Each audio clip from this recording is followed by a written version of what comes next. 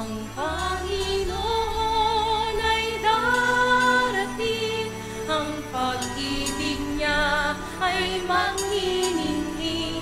Sa harap ng altar, kami lumalapit, umaawit ng masayang papuri. Buksan ang kandila ng buhay, ang liwanag sa paghihintay. Sa pagdating ni Jesus, naway pagpalain, ito ang aming dalangin. Ang Panginoon ay darating, ang pag-ibig niya ay magniningning. Sa harap ng altar, kami lumalapit, umaawit ng masayang papuri. Ang pag-ibig niya ay magniningning. Sa harap ng altar, kami lumalapit, umaawit ng masayang papuri. Sa harap ng altar, kami lumalapit, umaawit ng masayang papuri. Sa ngalan ng Ama, ng Anak, at ng Espiritu Santo. Amen. Sumainyo ang Panginoon. At sumayo rin. Mga kapatid, pinagdiriwang natin ang pangalawang linggo sa panahon ng pagdating ng Panginoon o Adviento. At sinisindihan natin ang pangalawang kandila ng korona ng Adviento na nagsisimbolo sa kapayapaan. Isa sa palaging hinahanap natin at inaasam ng ating puso ay ang kapayapaan. Kapayapaan dahil tayo nagsasawa na sa pagbabayad ng utang. Kapayapaan para magkasundo tayo sa loob ng pamilya. Huminto na sana ang away. Kapayapaan ng ating pangangatawan dahil marami nang nahihirapan sa kanilang malubhang sakit at karamdaman. Kapayapaan sa ating bansa para magkaisa ang lahat, para naman umunlad ang ating bayan. Kapayapaan sa buong mundo, lalong-lalo na sa mga bansa kung saan pinapatay ang mga Kristiyano. Mga kapatid, walang kapayapaan kung wala ang Diyos. Kung nasa ng Diyos, nandyan ang kapayapaan. Kaya naman, hilingin natin ng presensya ng Diyos manatili sa atin, sa bawat isa, para maramdaman natin ang tunay na kapayapaan na magbibigay sa atin ng panibagong lakas, pagpatuloy sa buhay na ito. Sa napakaraming beses na kung saan tayo ang naging hadlang sa kapayapaan. Dahil hindi tayo tumigil sa ating pagkakasala, hilingin natin muli ang awa at pagpapatawad ng Diyos para makita tayong minsan pang karapat-dapat makatanggap sa mga banal na misteryo. Inaamin ko Sa makapangyarihang Diyos at sa inyo mga kapatid, na lubha akong nagkasala sa isip, sa salita, sa gawa at sa aking pagkukulang, kaya'y sinasamo ko sa mahal na Birheng Maria, sa lahat ng mga anghel at mga banal, at sa inyo mga kapatid, na ako'y panalangin sa Panginoong ating Diyos. kaawaan tayo na makapangyarihang Diyos, patawarin tayo sa ating mga kasalanan, patnubayan tayo sa buhay na walang hanggan. Amen.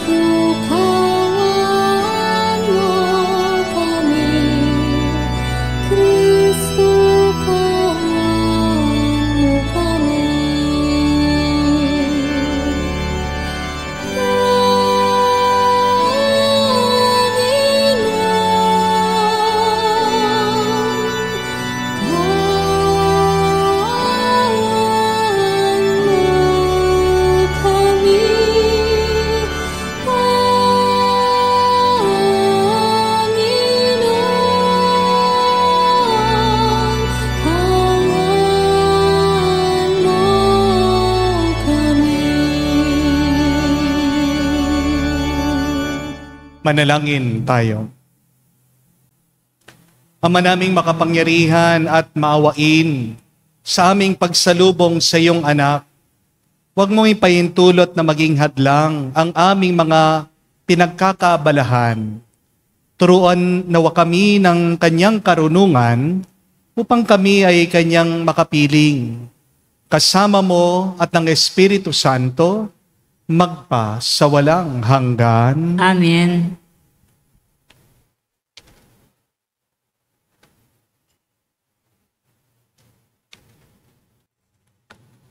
Pagbasa mula sa aklat ni Propeta Isayas.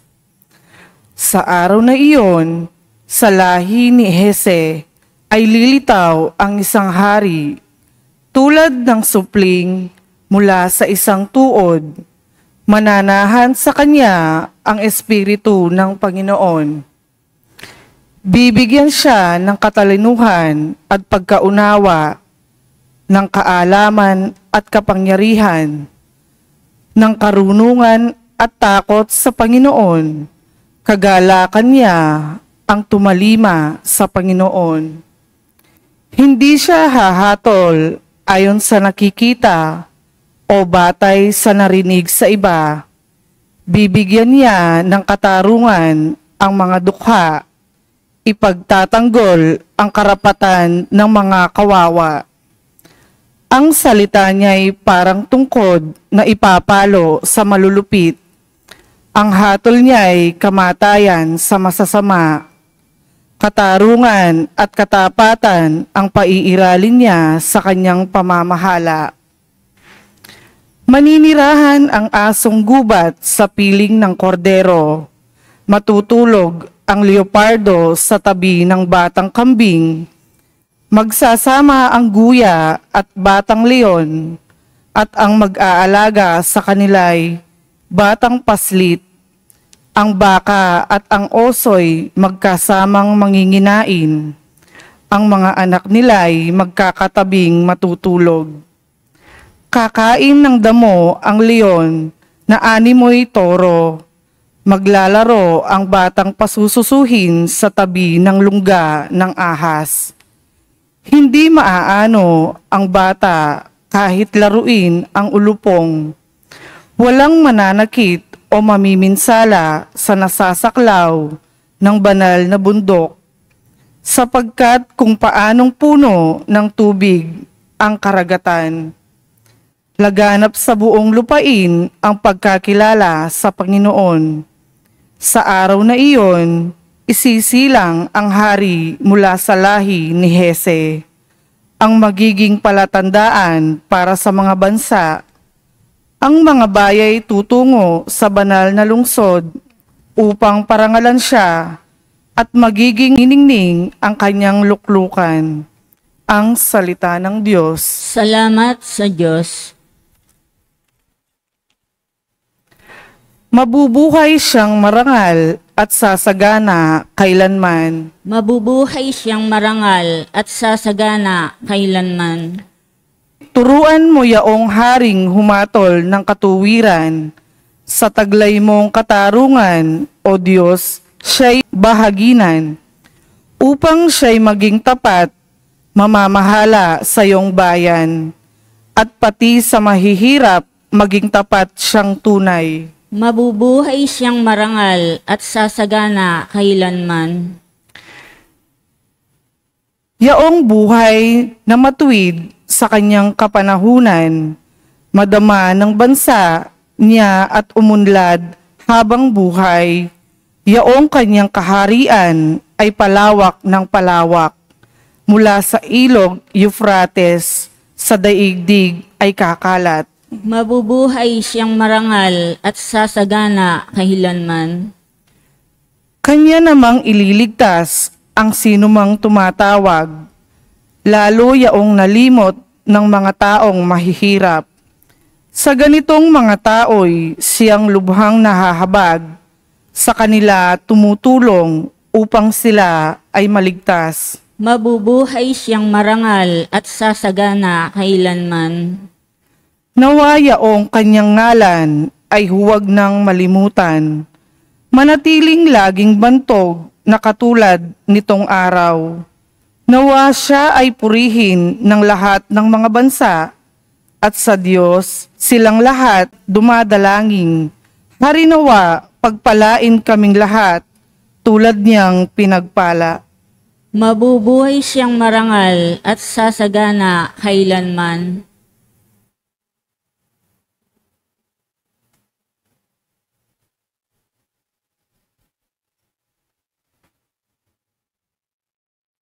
Pagbasa mula sa sulat ni Apostol San Pablo sa mga taga-Roma. Mga kapatid, anumang nasa kasulatan noon pang una ay nasulat sa ikatututo natin, sapagkat lumalakas ang ating loob at nagkakaroon ng pag-asa kapag binabasa natin ang mga aral na matatagpuan dito. Loobin nawa ng Diyos na nagpapatatag at nagpapalakas ng loob na mamuhay kayong may pagkakaisa kay Kristo Jesus. Sa gayon, sama-sama kayong magpuri sa Diyos Ama at ng ating Panginoong Heso Kristo. Kung paanong kayo'y malugod na tinanggap ni Kristo, gayon din ang gawin ninyo sa isa't isa upang maparangalan ninyo ang Diyos. Sinasabi ko sa inyo, si Kristo'y naging lingkod ng mga Udyo upang ipakilala na tapat ang Diyos at tinutupad ang mga pangako niya sa mga patriarka. At ang mga hentil na may magpuri sa Diyos dahil sa kanyang habang.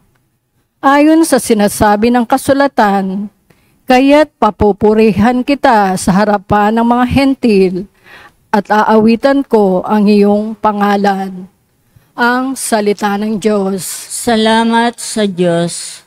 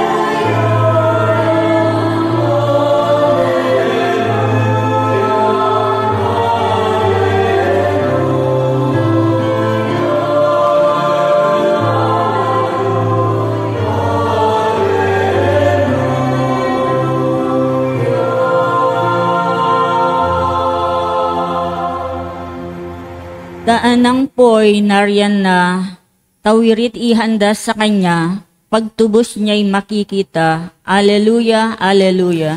Sumainyo ang Panginoon. Sumayo rin. Ang mabuting balita ng Panginoon ayon kay San Mateo. Papuri sa iyo, Panginoon. Nung panong yon, si Juan Bautista ay dumating sa ilang ng Judea at nagsimulang mangaral. Sinabi niya, pagsisihan ninyo at talikdan ang inyong mga kasalanan, sapagkat malapit na maghari ang Diyos. Si Juan ang tinutukoy ni Propeta Isias nang sabihin nito, ito ang sabi ng isang sumisigaw sa ilang, ihanda ninyo ang daraanan ng Panginoon, tuwirin ninyo ang kanyang mga landas. Hinabing balahibo ng kamelyo ang damit ni Juan at balat ang kanyang pamigkis. Ang kanya namang pagkai balang at pulot-pukyutan. At pumunta sa kanya ang mga taga-Jerusalem, taga-Judea, at mga naninirahan sa magkabilang panig ng Hordan. Pinahayag nila ang kanilang mga kasalanan at sila'y bininyagan ni Juan sa ilog ng Hordan. Ngunit nang makita niyang marami ang mga Pariseo at mga Saduceo ang lumalapit upang pabinyag, sinabi niya sa kanila, "Kayong lahi ng mga ulupong, sinong nagbabala sa inyo upang tumakas sa parusang darating? Ipakilala ninyo sa pamagitan ng iyong pamumuhay na kayo'y nagsisisi. At huwag ninyong ipangahas na kayo'y anak ni Abraham. Sinasabi ko sa inyo, ang Diyos ang makakalikha ng mga tunay na anak ni Abraham mula sa mga batong ito. Ngayon pa'y nakaamba na ang palakol sa ugat ng punong kahoy. Ang bawat punong kahoy na hindi mabuti ang bunga ay puputulin at ihahagis sa apoy. Binyagan ko kayo sa tubig bilang tanda ng pagsisisi ninyo at pagtalikod sa inyong mga kasalanan. Ngunit ang dumarating na kasunod ko ay magbibinyag sa inyo sa Espiritu Santo at sa apoy. Siya'y makapangyarihan kaysa sa akin. Hindi ako karapat-dapat kahit tagapagdala ng kanyang panyapak. Hawak niya ang kanyang kalaykay upang alisin ang dayami. Titipunin niya sa kamalig ang trigo, ngunit ang ipay susunugin sa apoy na di mamamatay kailanman." Mga kapatid, ang mabuting balita ng ating Panginoon. Pinupuri ka naming Panginoong Hesukristo. Magandang araw po sa inyong lahat. Kumusta po kayo? Sana po kayo ay nasa mabuting kalagayan. Amen? Sabihan niyo po ang inyong mga katabi, God is good. Sobra-sobra. Palapakan po natin ang Panginoon. Tanong lang po, paano mo alam na tumatanda ka na? How do you know that you're growing old already? Meron po mga palatandaan, no? At para po sa akin, merong 5 tanda o senyales na matanda ka na. Ano po? Unang-una, kapag pinipili mo ang matulog kesa sa gumala. Kapag mas pinipili mo yung humiga ka na lang kesa sa lumakad. Kapag mas masaya kang nakakakita ng upuan kesa sa mga tindahan. Di po ba? Pero pangalawa, alam mo matanda ka na. Kapag palagi mong tinatanong, matamis ba ang pagkain? Alam mo, tumatanda ka na. Kapag pinapabawas mo na yung sugar dyan sa iyong iniinom. Pero pangatlong palatandaan po, alam mo, matanda ka na kapag palagi ka naghahanap ng CR. Dito po sa parokya, ang daming mga matatanda na bumibisita. Bago po ako hanapin, anong tinatanong? Nasaan yung CR nyo? Huwag po kayong mag-alala. Marami pong CR dito po sa parokya. Pero pang-apat, matanda ka na kapag ikaw ay nangangamoy ng katingko. O kaya naman, palagi kang umaamoy ng katingko. Palagi po ba kayong nagdadala ng inhaler? Yung mentol? Matanda ka na. Di po ba? At panghuli na tanda o senyales na ikaw ay matanda na talaga kapag pinipili mo ang kapayapaan kesa sa hidwaan. Matanda ka na kapag mas gusto mo ang tahimik na buhay kesa sa nakikipag-away. Amen? Mga kapatid, huwag kang mahiya kapag pinipili mo ang kapayapaan. Because when you choose peace, you are a mature person. When you choose peace, you are also a holy person. Remember that anything that costs you your peace is too expensive. Napakamahal na bagay sa ating buhay ang kapayapaan. Aanuhin mo ang pera, ang kalusugan mo, ang kapangyarihan, kung wala kang kapayapaan. Amen? Impyerno ang buhay mo kapag hindi ka payapa. Amen? Nagpapasalamat po tayo sa Diyos dahil ngayong pangalawang linggo ng Adbyento, sinisindihan po natin ang pangalawang kandila, ang simbolo ay kapayapaan. Pero hindi tayo magkakaroon ng kapayapaan kung may naninira sa ating kapayapaan. Be careful, my dear friends, because there are three destroyers of our peace. Remember these three enemies of your peace. Number one, a dirty and noisy mind destroys your peace. May napakagandang kwento po tungkol sa isang hari. Minsan, meron pong dumating na artist sa kanyang kaharian. At nakiusap po siya sa hari. Sabi niya, mahal na hari, hayaan niyo po akong gumawa ng isang obra, isang sining dito sa inyong pader. Pinayagan po siya nitong hari. Pero, narinig po ito ng isang binatang lalaki. At sabi po niya sa hari, mahal na hari, gusto ko din po gumawa ng isang obra, isang sining doon sa kabilang pader. Tinanong naman po nitong hari ang binata, ano naman ang ipe-paint mo? Sumagot daw po itong binata. Sabi niya, kung ano po ang iguguhit nitong artist, makikita niyo po, siya, kokopyahin ko po. Gagayahin ko po yung gawa niya. Pero, kahit na hindi ko po tinitignan, pinapanood yung kanyang gawa, magagaya ko siya. Makokopya ko siya. At nag-request daw po itong binata na maglagay ng isang makapal na kortina sa pagitan nila. At nag-request pa po siya ng mga sundalo na magbantay sa kanya para hindi daw po siya sumilip, para hindi daw po niya makita yung ginagawa ng artist. Na-curious daw po itong hari at yung mga tao dun sa gagawin ng binata. Kaya pinayagan itong dalawang artist ipakitang kanilang galing. Kinabukasan, dumating daw po yung artist, nagdadala siya ng mga pintura, ng mga brushes.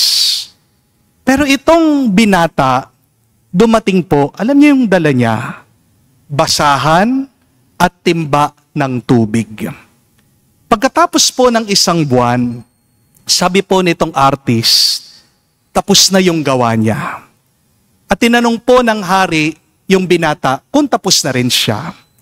Sumagot po itong binata, sabi niya, mahal na hari, tapos na rin po ako. At tinignan daw po ng hari yung gawa ng artist, namangha siya. Wow! Napakaganda nung kanyang sining, nung kanyang painting. At binigyan daw po ng napakalaking gantimpala itong artist. Napakaraming ginto. Dito po inutos ng hari, buksan yung tabing, ihulog yung kortina para makita nila yung ginawa nitong binata. Nung pagkaalis ng kortina, nabigla ang hari at lahat ng tao. Kung ano yung painting dun sa isang pader, siya kopyang-kopya doon sa ginawa ng binata. Bawat stroke, bawat kulay, bawat shape, siya, kamukang kamuka. At nagtanong po ang hari, anong ginawa ng binata? Bakit nakopya niya yung ginawa nitong artist? Sumagot daw po itong binata, sabi niya, nilinis ko lang po yung pader. pinakintab ko lang siya. At dahil malinis na siyang malinis, tila ba siya ay naging salamin. Kaya nireflect niya yung gawa nitong artist. Ang ganda po ng kwento, no? At pakaisipin niyo po yan, mga kapatid. Ganyan din ang isip ng tao. Kapag marumi ang iyong isip, magulo ang iyong makikita. Pero kapag malinis ang iyong isip, makikita mo ang kagandahan na gawa ng Diyos. Kayo, kumusta na ang isip niyo? Marumi ba ito o malinis? Ang tanong, paano natin lilinisin ang ating mga isip? How can we clean our mind so that we can have peace? Simple lang po, tumahimik tayo.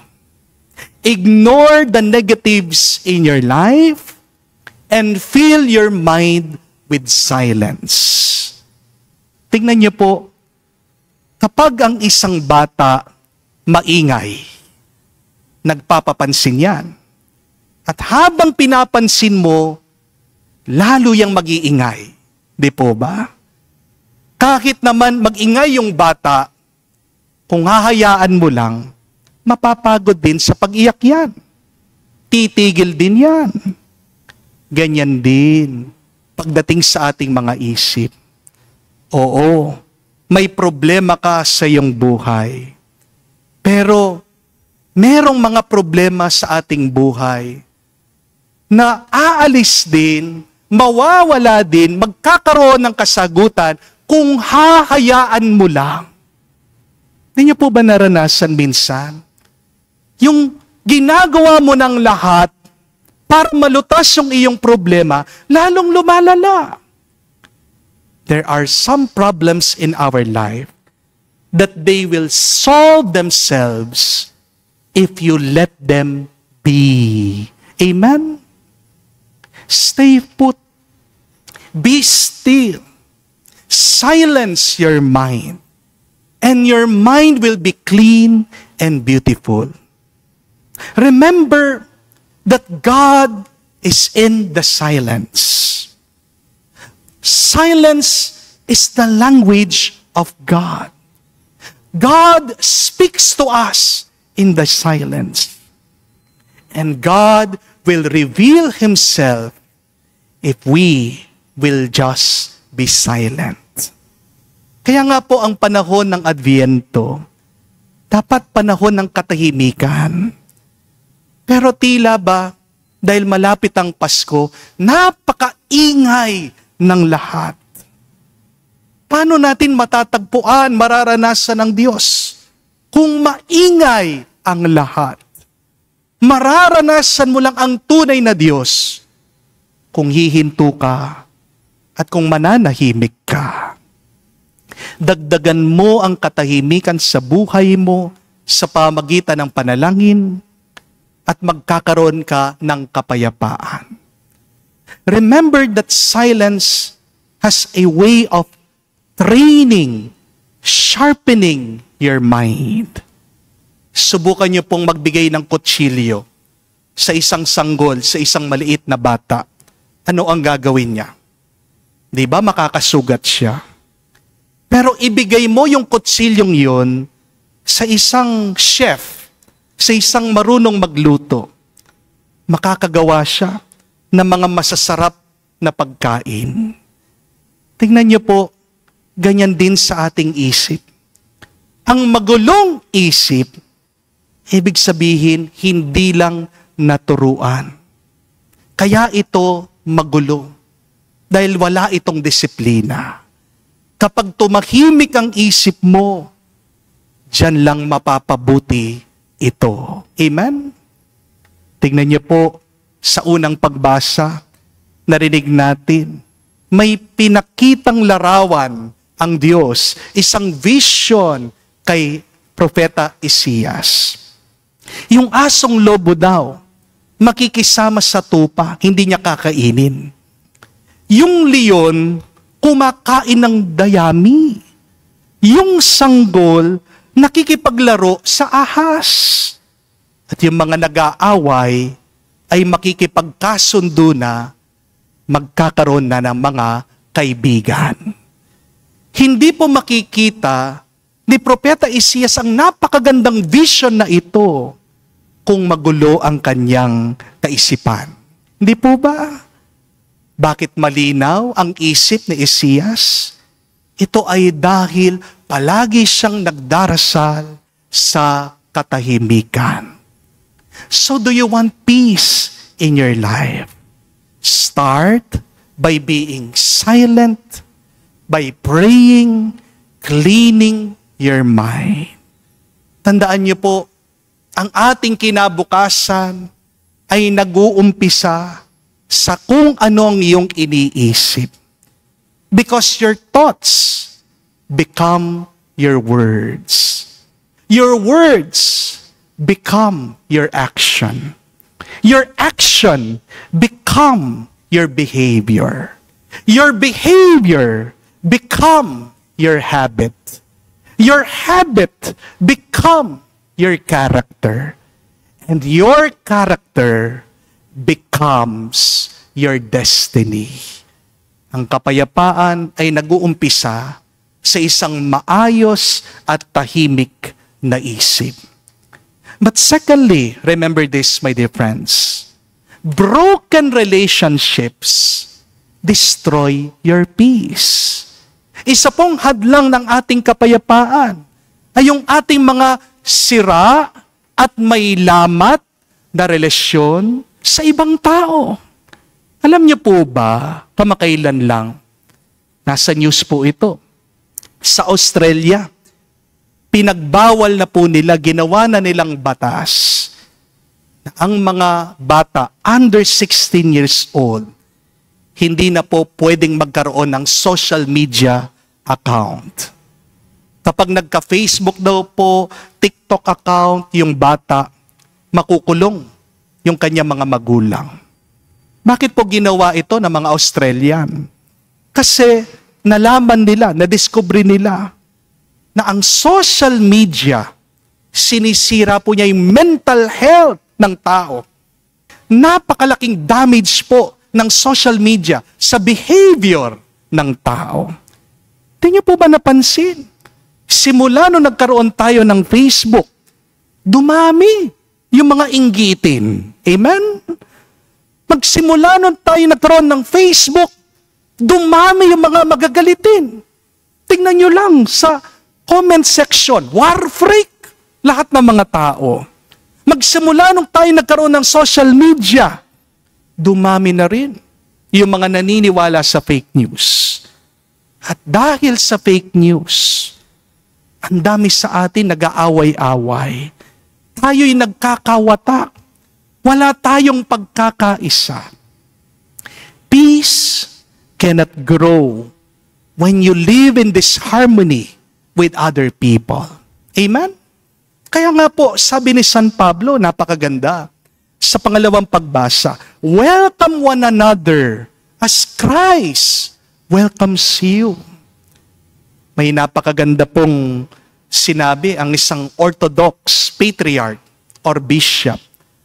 Sabi niya, the worst human behavior is when we forget the person right in front of us is a person, is a human being. Nang pinaka-nakakatakot nating ugali. Yan. Kapag nakakalimutan mo na yung tao na nasa harapan mo ay tao siya. Di po ba? Bakit nakakalimutan natin tao yung nandun sa ating harapan? Kasi binibigyan natin siya ng pangalan, ng label. Binabox natin siya. Ano yung sinasabi ng iba sa atin? INC yan. Protestante yan. Mahina yan. Di naman nag-aral yan. Mahirap lang yan. Bayaran yan. DDS yan. Dilawan yan. Bangag yan. Tingnan nyo, yung mga salitang yan, hindi nakakatulong sa atin para tayo magkaroon ng kapayapaan. Lalong lumalalim pa yung ating away at hidwaan. Di po ba? Kapag binigyan mo ng label ang isang tao, nakakalimutan mo na kamukha mo siya, tao din. Kapag binigyan mo na ng label ang isang tao, nakakalimutan mo, kapatid mo yan sa Diyos at buhay si Kristo sa Kanya. Kapag meron kang label o mga salita nilalagay sa ibang tao, sigurado kapatid, makakasakit ka. Amen? Peace begins when you look at the person and you say, this person is loved by Christ. Peace begins when you look at a person and you believe that Christ lives in them. Kaya sabihin niyo po sa inyong mga katabi, Christ loves you. Subukan niyo nga po, Christ loves you. Sabihin niyo rin po sa inyong mga katabi, I love you. Sabihin niyo nga po, I love you. Yung mga mag-asawa sa inyo, kaya nag-aaway. Kasi hindi nyo na sinasabi yan sa bawat isa. Hindi po ba? Ako po'y nabibigla. Dahil kapag anniversary, pagkatapos ko pong binless, hindi man mag-I love you sa bawat isa. Hindi man ikikiss yung kanilang mga asawa. Hindi po ba? What destroys our peace is our bad relationship with one another. Repair your relationship by removing the label, by asking God to bless your relationships. Amen? Third and last, a dirty soul destroys peace. Ang maruming kaluluwa, yan ang isang hadlang, kaaway ng kapayapaan. Bakit po sa tingin niyo, dito sa Pilipinas, ang daling masira ng ating mga daanan, ng ating mga roads, palagi na lang nire-repair. Dahil ba substandard ang mga materials? Dahil po ba kinukurakot yung budget? Dahil minamadali yung pagpapagawa dito sa mga daan? Maaari po. Pero meron pa pong mas malalang dahilan bakit agad sira ang ating mga daanan. Kasi pansin niyo po, tinatakpan lang yung mga crack. Di po ba? Ang tanong, kapag tinakpan mo yung crack sa daan, nawawala ba yung sira? Di ba hindi? Kung gusto mong maayos ang daan, anong kailangan mong gawin? Hindi, ayusin mo ng buo. Di po ba? Ganyan din po pagdating sa buhay. Pwede mong takpan ang mga problema mo sa magandang gamit, magandang damit, bumili ka ng magandang magarang kotse, bumili ka ng magandang cellphone, magbakasyon ka, mag-post ka ng maraming magagandang picture sa iyong Facebook. Pero kung magulo ang iyong kaluluwa, kapatid, kung puno ng crack ang iyong buhay, lalabas at lalabas pa rin yan. Mararamdaman at mararamdaman mo, may mali, may hindi tama sa iyong buhay. Di po ba? Kaya nga ano po ang sabi ni San Juan Bautista sa ating ebanghelyo sa mabuting balita? Prepare the way of the Lord. Straighten the path of the Lord.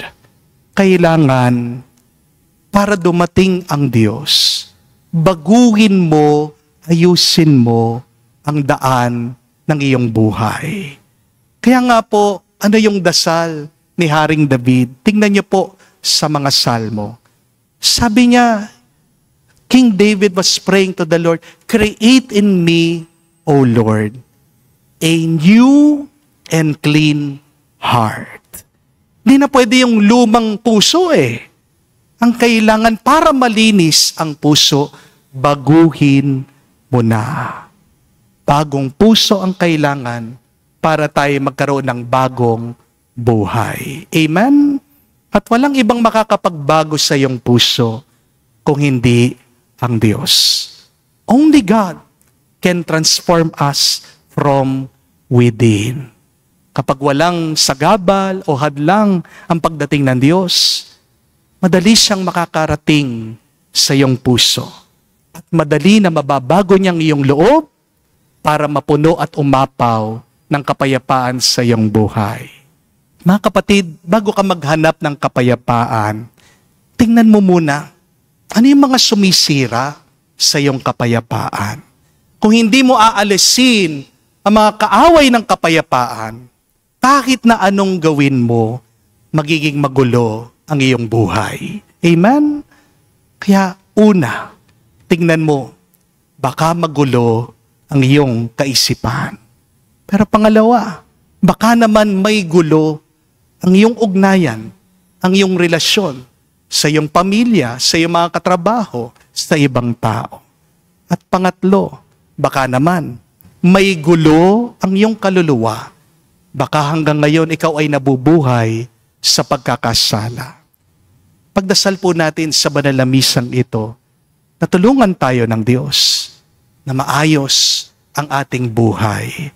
Para sa kanyang pagdating, magkaroon tayo ng kapayapaan. Tandaan niyo po, ang kapayapaan ay ang ating pinakamahalagang kayamanan. Amen. Tumayo po tayo, ipahayag natin sa Diyos ang ating pananampalataya, ating sabihin, sumasampalataya ako. Sa Diyos, amang makapangyarihan sa lahat, na may gawa ng langit at lupa, sumasampalataya naman ako kay Hesukristo, isang anak ng Diyos, Panginoon nating lahat. Nagkatawan-tao siya, lalang ng Espiritu Santo, ipinanganak ni Santa Mariang Birhen, pinagpakasagi ni Poncio Pilato, ipinako sa krus, namatay, inilibing, nanawag sa kinaroroonan ng mga yumao, na may 3 araw, nabuhay na maguli, umakyat sa langit, naluluklok sa kanan ng Diyos amang makapangyarihan sa lahat. Doon nagmumulan paparito at maghukom sa mga nabubuhay at nangamatay na tao. Sumasampalataya naman ako sa Diyos Espiritu Santo, sa banal na simbahang Katolika, sa kasama ng mga banal, sa kapatawaran ng mga kasalanan, sa pagkabuhay na muli ng namatay na tao, at sa buhay na walang hanggan. Amen. Sa hamon ni San Juan Bautistang patunayan natin ang hangad nating higit na makapagpabuti, kailangan natin ang tulong ng Panginoon sa ganitong mahalagang pagsisikap. Buong kababaang loob at katapatan tayong manalangin ngayon, ating sabihin, Panginoon, dinggin mo kami. Panginoon, dinggin mo kami. Nawa, ang buong simbahan ay magpatuloy sa diwa ng pagbabagong loob at katapatang makabawi sa mga nagawang kasalanan ng kanyang mga kasapi.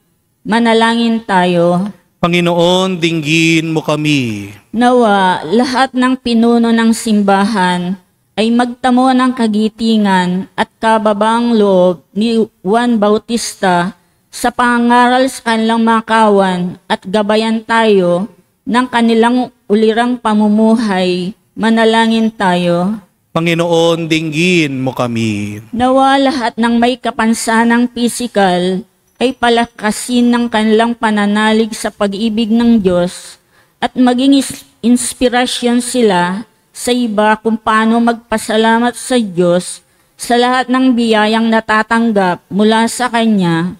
Manalangin tayo. Panginoon, dinggin mo kami. Sa katahimikan po ng ating puso, banggitin natin sa Diyos ang ating mga personal na pangangailangan. Diyos Ama, bukal ng lahat ng mabuti at biyaya, dalisayin ang aming mga layunin at patibayan ang aming mga kalooban upang lahat ng aming gawain sa Adbyentong ito ay maging para sa higit mong kalwalhatian at ikabubuti ng aming mga pamayanan. Sinasamo namin ito sa pamagitan ni Kristo, aming Panginoon. Amen.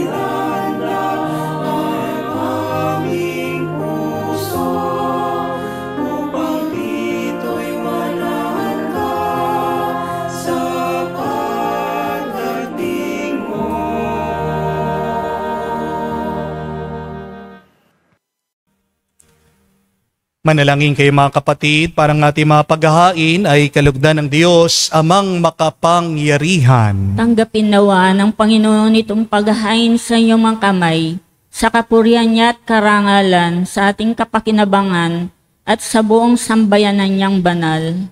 Ama naming lumikha, kalugdan mo ang aming mga panalangin at alay, sa anumang kakulangan na aming abang nakayanan.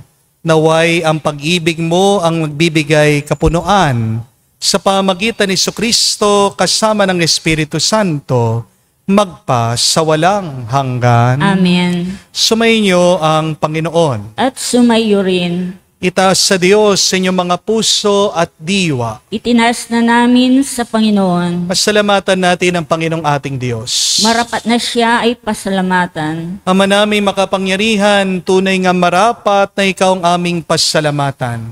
Sa pamagitan ni Jesucristo na aming Panginoon.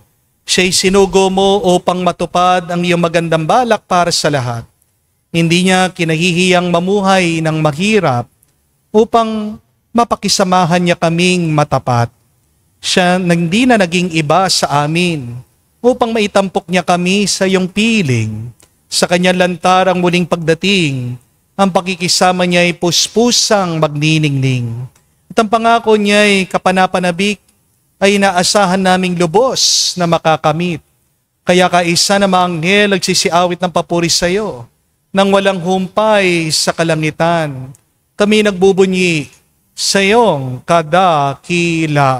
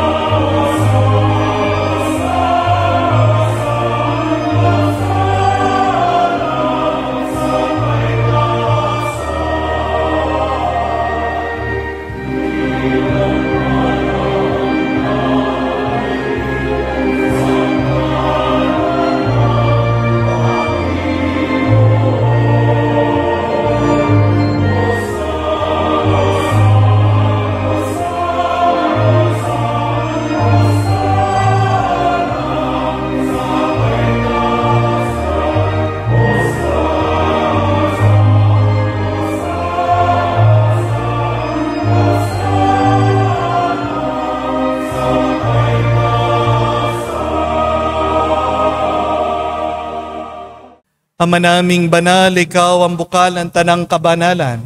Kaya't sa pamagitan ng iyong Espiritu, gawin mong banal ang mga kaloob na ito upang para sa amin maging katawan at dugo ng aming Panginoong Heso Kristo. Bago niya pinagtiisang kusang loob na maging handog, hinawakan niyang tinapay, pinasalamatan kanya, pinaghati-hati niya iyon, inabot sa kanya malagad at sinabi, tanggapin ninyong lahat ito at kanin. Ito ang aking katawan na ihahandog para sa inyo.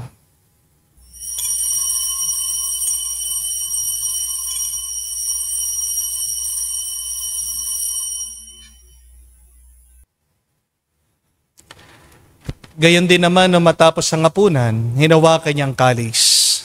Muli kanyang pinasalamatan. Nabot niyang kalis sa kanyang malagad at sinabi, tanggapin ninyong lahat ito at inumin. Ito ang kalis ng aking dugo, ng bago at walang hanggan tipan. Ang aking dugo na ibubuhos para sa inyo at para sa lahat. Sa ipagpapatawad ng mga kasalanan, gawin ninyo ito sa pag-alaala sa akin.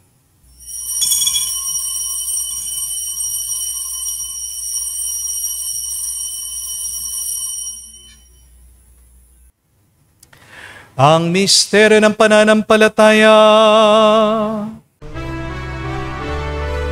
Aming ipinahayag na namatay ang iyong anak, nabuhay bilang Mesiyas at magbabalik sa wakas para mahayag sa lahat. Ama, ginagawa namin ngayon ang pag-alaala sa pagkamatay at muling pagkabuhay ng iyong anak. Kaya tinialay namin sa iyong tinapay nagbibigay buhay at ang kalis na nagkakaloob ng kaligtasan. Kami nagpapasalamat dahil kami iyong minarapat na tumayo sa harap mo para maglingkod sa iyo. Sinasamo namin kami magsalo-salo sa katawan at dugo ni Kristo ay mabuklod sa pagkakaisa sa pamagitan ng Espiritu Santo. Amalingapin mong iyong simbahan laganap sa buong daigdig. Puspusin mo kami sa pag-ibig. Kaisa ni Leon ang aming Santo Papa, si Florentino aming Arsobispo at ng Tanang Kaparian. Alalahanin mo rin ang aming mga kapatid na nahimlay may pag-asang sila'y muling mabubuhay. Gayon din naman lahat ng mga pumanaw. Kawan mo't sila't patuloyin sa iyong kaliwanagan. Kawan mo't pagindapatin kaming lahat, makasalo sa iyong buhay na walang wakas. Kaisa na mahal na Birhen Maria, Ina ng Diyos. Kaisa ni San Jose, ang kanyang maluwalhating esposo. Kaisa na mga apostol at lahat ng mga banal na namuhay dito sa daigdig na kalugod-lugod sa iyo. May pagdiwang nawa namin ang pagpupuri sa ikararangal mo sa pamagitan ng iyong anak, aming Panginoong Heso Kristo. Sa pamamagitan ni Kristo, kasama niya at sa Kaniya, ang lahat ng parangal at papuri ay sa iyo, Diyos Ama, makapangyarihan, kasama ng Espiritu Santo, magpasawalang hanggan. Amen, Amen, Amen,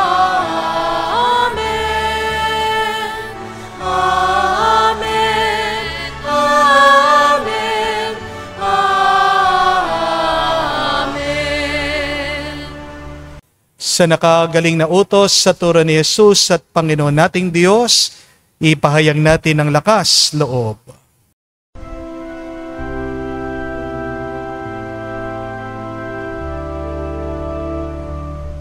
Ama namin, sumasalangit ka, sambahin ang ngalan mo, mapasa amin ang kaharian mo,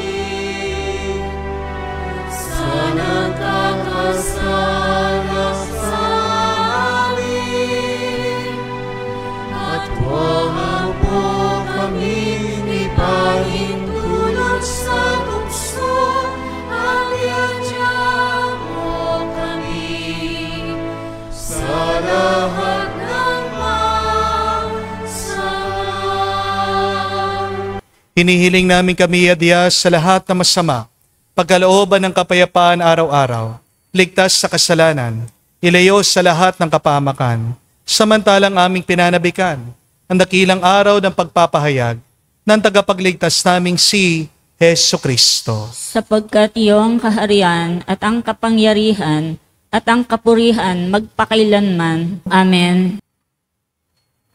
Panginoong Yesu Kristo, sinabi mo sa mga apostol, kapayapaan ang iniiwan ko sa inyo, ang aking kapayapaan binibigay ko sa inyo. Tungayan mo ang aming pananampalataya at huwag ang aming pagkakasala. Pagkalooban mo kami ng kapayapaan at pagkakaisa, ayon sa iyong kalooban, kasama ng Espiritu Santo, magpa sa walang hanggan. Amen. Kapayapaan ng Panginoon ay laging sumainyo. At sumayo rin. Magbigayan po kayo ng kapayapaan sa bawat isa. Pisuin niyo po, kapayapaan po sa inyong lahat.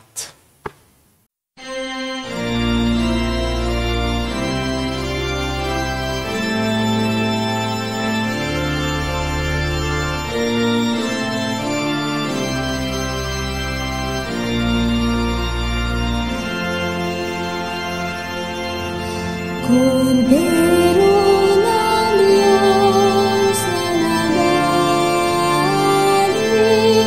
ng mga kasalanan ng sanlibutan, malakas sa amin, malakas sa amin. Kordero ng Diyos na nagalis ng mga kasalanan ng sanlibutan, maawa ka sa amin. Kordero ng Diyos na nagalis ng mga kasalanan ng sanlibutan, ipagkaloob mo sa amin ang kapayapaan.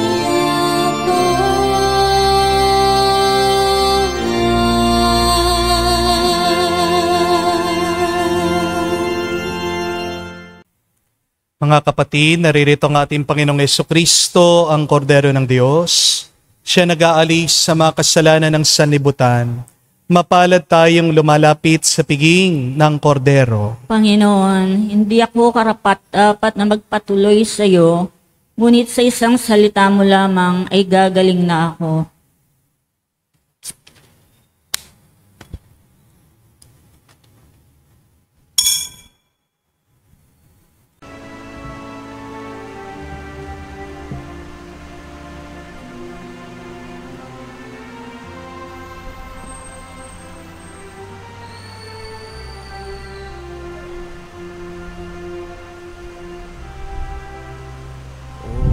Kay gulo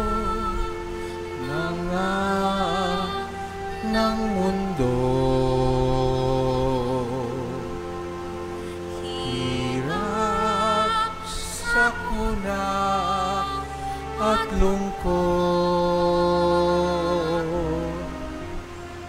kaya't sama-sama tayo manalangin dahil darating na ang Pasko.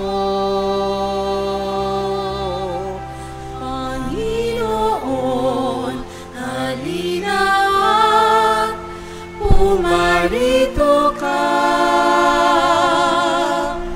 Sagipin mo ang bayan, ikaw ang pag-asa, gabay ng mga mahihirap. Panginoon, iligtas mo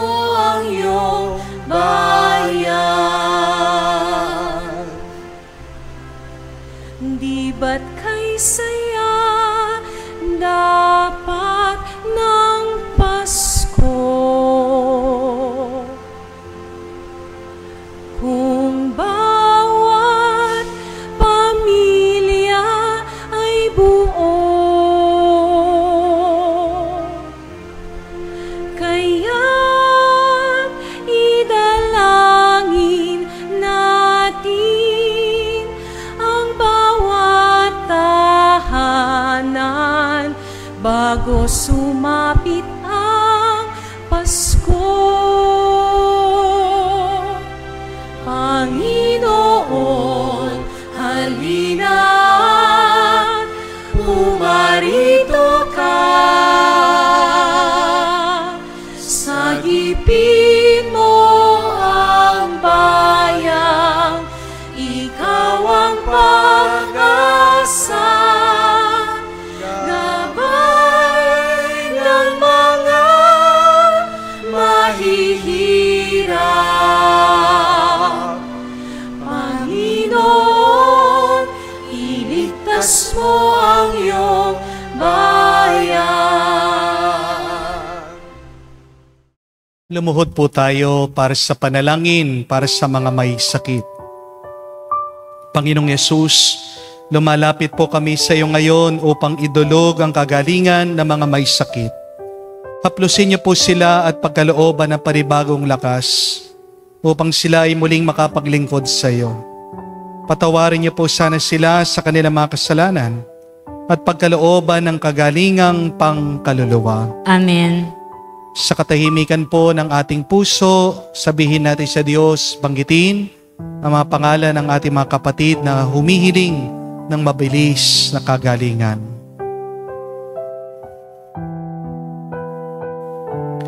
Hinihiling namin ito sa ngalan ni Kristo, aming Panginoon. Amen. Panalangin para sa mga OFW. Ama, pinapanalangin namin sa iyong natatanging kahilingan ng lahat ng mga nagtatrabaho sa ibang bansa. Tulungan mo sila bawat sandali ng kanilang buhay habang nasa ibang bansa. Palakasin mo sila kapag pinanghihinaan sila ng kalooban. Pagalingin mo sila tuwing nagkakasakit. Aliwin mo sila kapag nalulungkot sila. Ilayong mo sila sa anumang masama at kapahamakan upang magpatuloy sila lagi sa kanilang buhay. Mapahalagan nawa ng kanilang pamilya ang bawat sakripisyo nila sa ibang bansa upang wag masayang kanilang pagpapagal. Kawan at pagkalooban mo ng biyaya ang lahat ng mga OFW dahil sa iyo lamang aasa at wala ng iba pa. Ang lahat ng ito ay aming sama-samang panalangin sa ngalan ni Jesus. Amen. Banal na mukha ni Jesus. Tawan mo kami. Tumayo po tayo. Manalangin tayo.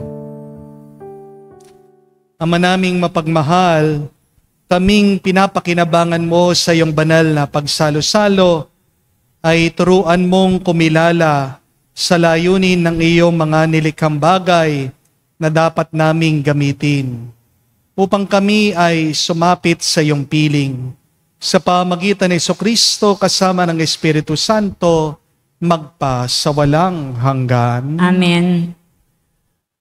Ako po ay nagpapasalamat sa inyong lahat, lalong-lalo na sa mga regular mass goers natin online, sa mga nag-donate po sa mga nasalanta dito po sa Baguio sa Cebu at sa Central Visayas. Tayo po ay nakalikom, ngit kumulang mga 1.5 million at binigay po natin ito sa social action, pantulong sa ating mga kapatid doon sa Visayas. Maraming salamat po. Huwag po sana kayong magsawa sa pagtulong sa ating mga kapatid na nahihirapan. At ngayon din pong paparating na Pasko, tayo po ay magkakaroon ulit ng gift giving, no? Bibigay po tayo ulit ng ham sa ating mga nasasakupan, lalong-lalo na sa mga indigent at sa mga nasa loob ng piitan o jail.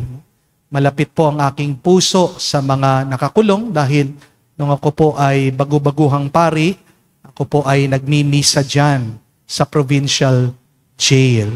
Kaya pag dumarating po ang Pasko, o pag ako po ay nakakaluwag, ako po ay nagpapadala ng tulong doon. Na kahit na sila po ay malayo sa kanilang mga pamilya, sila po ay nakakulong, deprived of liberty and freedom, kahit na papaano po ay napapangiti natin sila dahil one act of mercy is to visit those who are in prison. Kaya kung gusto niyo po makatulong, dito rin po sa aking apostolate, kayo po ay magpadala lang ng tulong nandyan po sa ating screen. No? Kanina sa offertory, yung ating mga bank accounts. The more that you give, the more that you receive. Once again, maraming salamat po sa inyong kabutihan, kabaitan, and may the good Lord continue to reward you and to bless you. Alam ko din po na marami sa atin na naghahanap ng pangmatagalang kapayapaan. Pero tila ba ang kapayapaan ay panandalian lang sa atin? Di po ba? Minsan napakasaya mo, wala kang problema, ilang araw lang, bigla darating, mawa 1-2 punch ka sa mga suliranin. Ang tawag po ng mga Italiano dyan ay, there is always a wolf in the story. Laging merong kontrabida sa ating istorya. Pero magandang paalaala po sa atin ito. Ano talaga ang kontra, panira sa ating kapayapaan? 3 po. Nag-uumpisa sa iyong kaisipan. Tignan mo, check mo. Ano ba ang nasa isip mo? Baka madumi o magulo. Kung gusto mong umayos ang iyong kaisipan, spend more time with the Lord. Pray. Do not focus on your problems, but focus on God's blessing. Always be filled with gratitude. Pero pangalawang kalaban ng kapayapaan ay yung ating mga sirang ugnayan. Huwag niyo pong iingatan ang inyong sakit ng loob. Dumalaki yan. Di magandang alaga ang galit. Tandaan niyo po. Harinawa, bago makarating ang Pasko, lahat ng mga kaaway natin, makipagbati na tayo. Makipagkasundo na tayo. Yan yung masarap na karanasan pagsalubong sa Kapaskuhan at sa bagong taon. Di po ba? Peace comes from harmony, being with others. Pero pangatlong kalaban ng kapayapaan ay baka naman madumi at magulo ang iyong kaluluwa. Ano yung kasalanan na kailangan mo ng iwan? Kahit na paano mo takpan ang iyong pagkakasala, sisingaw at sisingaw yan. Sin has always a smell. Nangangamoy yung masama mong ginagawa. Kaya kapatid, lumapit ka muli sa Diyos. Ask the Lord for a new and clean heart. Kaya nga po ang assignment ko sa inyo, ngayong paparating na linggo, to spend longer silent prayer with the Lord. Merong isang santo, sabi niya, if you're busy, pray for 2 hours. If you're not busy, pray for 1 hour. Tignan niyo, mas mahabang panahon dapat ginugugol natin sa panalangin kapag mas marami tayong ginagawa. Dahil ang ating pananalangin ay tulong din sa atin. You're not wasting time when you're spending it with the Lord. You're really investing for your life eternal when you are praying. Huwag natin sanang gawing activity o trabaho lang ang panalangin. Pero naway ang panalangin mo maging lifestyle mo, maging lifeline mo. No prayer, no power. No prayer, no peace.